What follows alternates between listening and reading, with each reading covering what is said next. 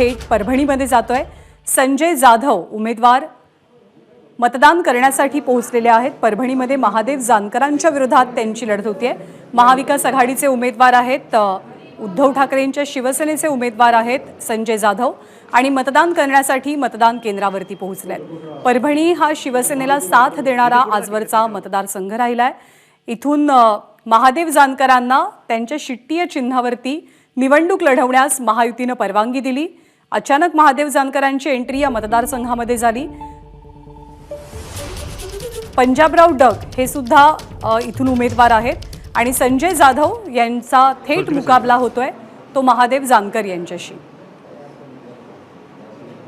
नुकतीच त्यांच्याशी आमच्या प्रतिनिधींनी बातचीत सुद्धा केलेली होती। विजयाची पूर्ण खात्री विश्वास असल्याचं वक्तव्य त्यांनी केलं।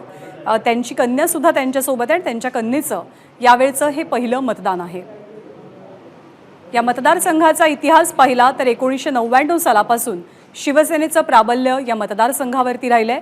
पण शिवसेनेत फूट पडल्यानंतर होणारी पहिली निवडणूक आहे आणि राज्यातले बरेच मतदारसंघ असे आहेत की जिथे शिवसेना विरुद्ध शिवसेना म्हणजे धनुष्यबाण विरुद्ध मशाल असा सामना रंगल्याचं चित्र पाहायला मिळते। आणि परभणी सुद्धा एक प्रकारे त्यातलाच मतदारसंघ आहे, कारण परभणीमध्ये शिवसेनेची ही सगळी आजवरची ताकद जी एकनाथ शिंदेंसोबत आहे ती अर्थातच महायुतीचे उमेदवार म्हणून महादेव जानकर यांच्या पाठीशी असल्याचं चित्र पाहायला मिळालं। तर संजय जाधव यांच्यावरती उद्धव ठाकरेंनी विश्वास दर्शवत त्यांना मशाल चिन्हावरती उमेदवारी दिली आहे।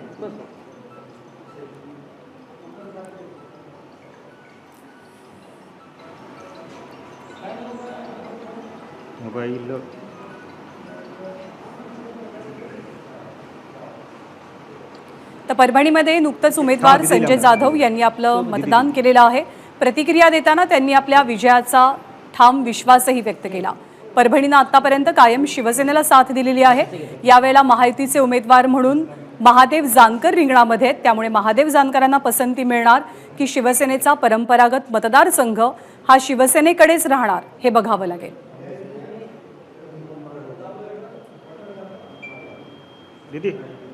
परभणी मतदारसंघातली जातीय समीकरणं सुद्धा खूप इंटरेस्टिंग आहेत आणि त्याचा या मतदानावरती कसा परिणाम होतो हेही बघावं लागेल।